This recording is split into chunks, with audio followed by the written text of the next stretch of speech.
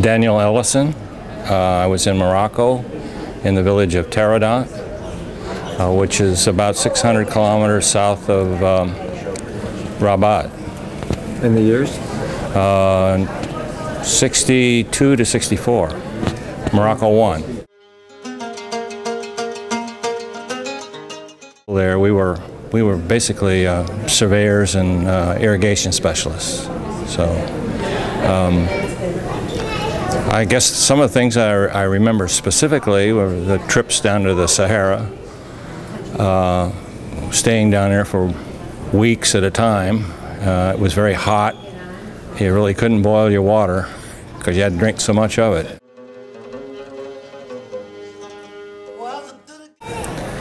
One little village we stayed in, everybody was blind. They were being led around by the children. That's because they got glaucoma from the flies, which you couldn't get off of you hardly. You had to sleep underneath a thing. So that was just one memorable experience. Probably the most memorable experience was in 1963 when Kennedy was killed, assassinated. What about that? We were having a Thanksgiving dinner. We had several volunteers. I offered to cook. We managed to get I don't think it was a turkey, but we got a big chicken and made pumpkin pie using the old James Beard recipe. But anyway, we heard it on the Voice of America at the time, and we all understood it, but we just really didn't believe we understood it because it came through in French to start with. And then it was just one of those things, you know. It was just really kind of hard to swallow, that one. Do you remember the reaction of the locals? They really revered, you know, him. He was special to everybody. Even when I got out and went to another country, well, you know, oftentimes you would find his picture in somebody's house. So I do remember that, yeah. I'm Ann Lynn Poudou. I was in Morocco 1. I'm from New York City, and I was stationed in Tangier, Morocco for my Peace Corps service.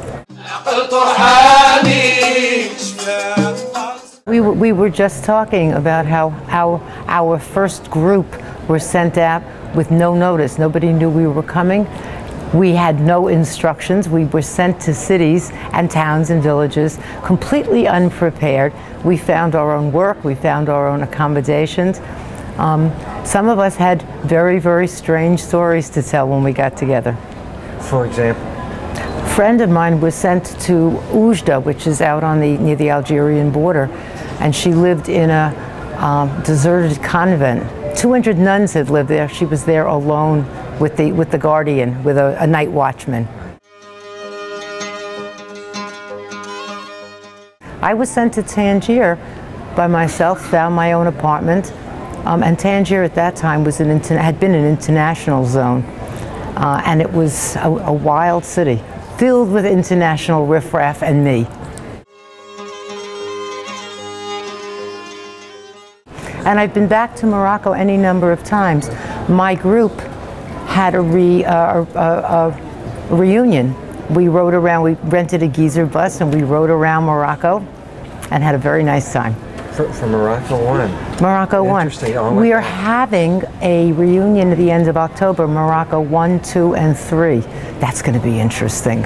Where's that going to be? Provincetown. Oh, okay. And some of us went to the 50th anniversary of the Peace Corps in Morocco last June, which was astounding. 110 brand new baby volunteers. Wow. Yeah.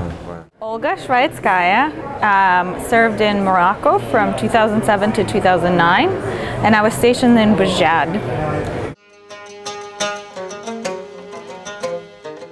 I guess I just really loved my city. It was a very old city. It was built in the 1600s, and somehow it just felt untouched by the tourism industry, even though all the older parts of Moroccan cities were. And so walking through the Medina and walking through the town, it just always overwhelmed me till the day that I left how beautiful that city was.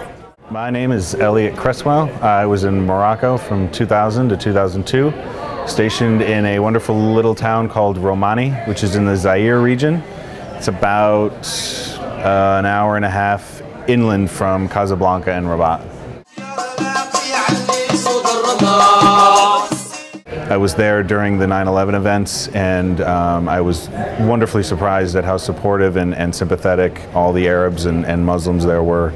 And it was provided a wonderful perspective on those events from abroad. And my students were great. The other volunteers were great. We had great support from Peace Corps Central. My name is Joan Ross Comiskey. I'm living in Gloucester, Massachusetts, the oldest seaport in the country now.